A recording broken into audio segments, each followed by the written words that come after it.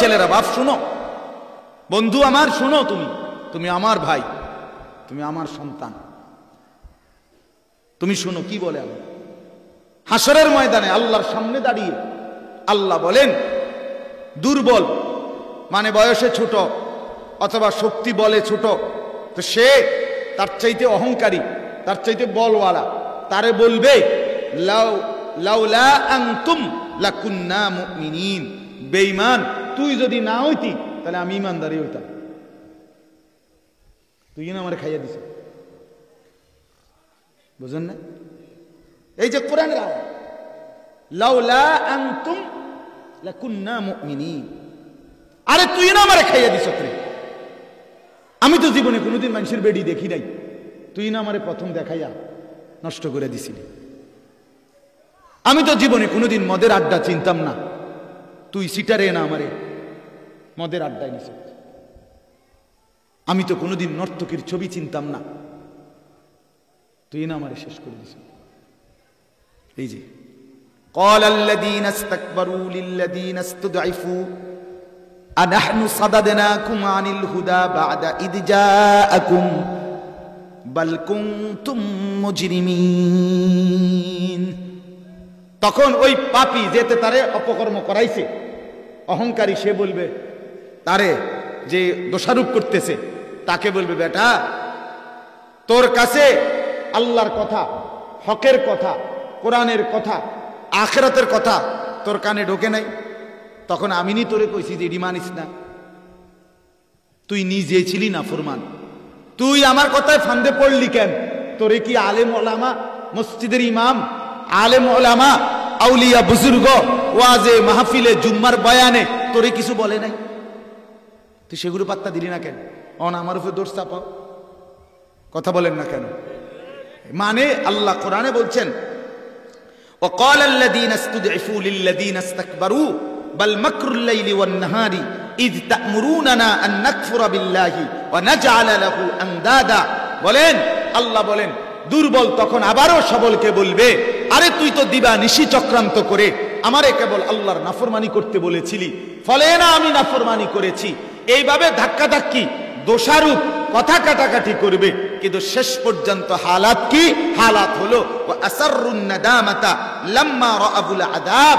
প্রত্যেকেই যখন আল্লাহর আযাব দেখবে তো নিজের বিবেকে তখন লজ্জিতই হবে, অনুতপ্তই হবে। ওয়াজআলনাল আগলালা ফি আ'নাকিল্লাযিনা কাফারু, প্রত্যেকটা নাফরমানের গলায় তখন আমি জাহান্নামের বেড়ি পরায় দেব। যা দোষারোপ টুষারোপ বাদ দে, দুটাই পাপী। এত কথা হইনা লাভ নাই, কে কারে কি করে, কথা বুঝেন নাই? আমি এত কথা শুনুনের কি নাই আর দরকার।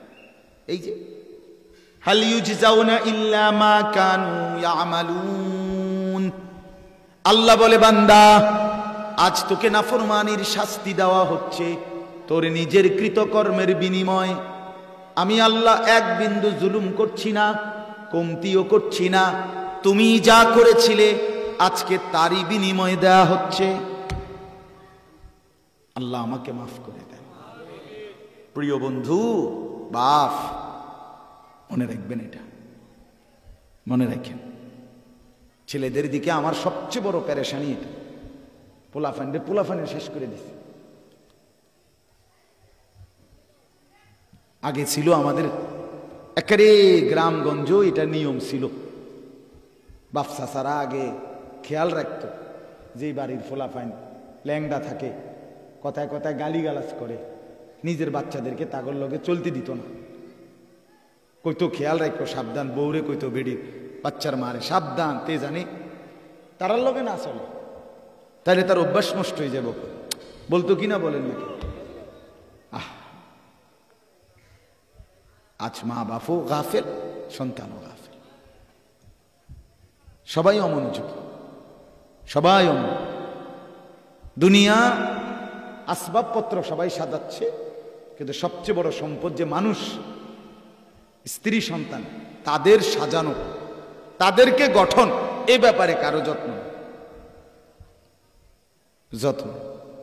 শুধু এই মানে এক একটা বক্স খাটের উপরে ডিজাইন দেখলে পাগল হয়ে যাবে। হ্যাঁ, পাগল হয়ে যাবে। এক একটা সোফার উপরে ডিজাইন দেখলে আপনি পাগল হয়ে যাবেন। ক্যাটালগ দেখে 4টা 5টা ক্যাটালগ দেখা জামাই বউ মিল্লা 1 ঘন্টা লাগাইয়া বক্স খাটের ডিজাইন চয়েস করছে, সোফার ডিজাইন চয়েস করছে, ড্রেসিং টেবিলের ডিজাইন চয়েস করে। ফার্নিচার আর আসবাব এতটা সাজানো করলেন, সন্তান, ছেলে মেয়ে স্ত্রী,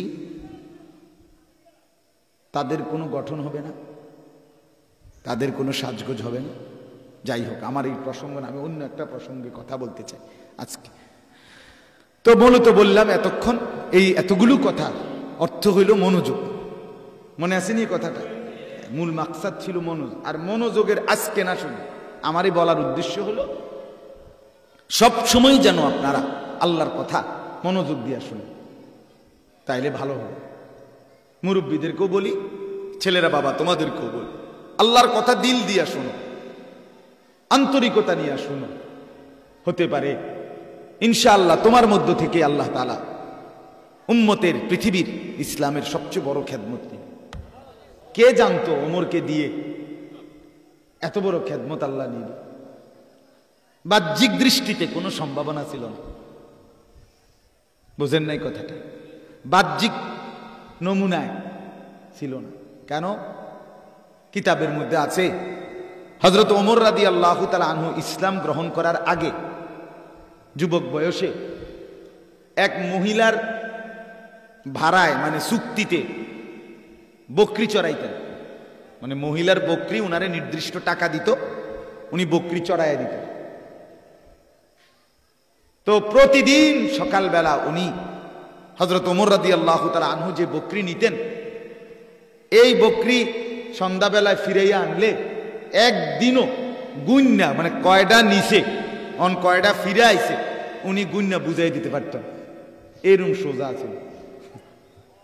ও মনে নাই কে যায় কয়টা নিয়েছিলাম, মনো 35টার কম হইতো না, মানে একটা আইডিয়া করে করতো, বুঝলে গেছে আর কি। এতটা সহজ সরল ছিলেন। ঠিক মতো ছাগল বকরি গুনে রাখতে পারতেন। ওনার আব্বা খাত্তাব প্রতিনিয়ত উনাকে বলতেন, হায় ওমর, তোরে নিয়ে আমার ভবিষ্যতে কি হবে আমি বুঝি না। আহারে তুই দুগা ভাত খাবি কেমনে? তোর জিন্দেগি চলবে কেমনে? তোর ভবিষ্যৎ তো অন্ধকার। সেই মানুষটা উমর। সেই উমর পরবর্তীতে 10.5 বছর এক টানা অর্ধ পৃথিবীর বাদশা ছিলেন। বাঘের ছাগলে এক ঘাটে পানি খাইত। পৃথিবীর সমস্ত কাফের বেঈমান, ইহুদি, খ্রিস্টান এই ওমরের নামে থরথর করে কাঁপত। আল্লাহর নবী বলছে, ইন্না শাইতান লা ইয়াখাফুক, শয়তান ওমর তোমার নামে ভয় পায়, ইবলিস ভয় পায় তোমাকে। কি পরিমাণ খেদমত আল্লাহ তাআলা ওনাকে নিয়ে নিয়েছে।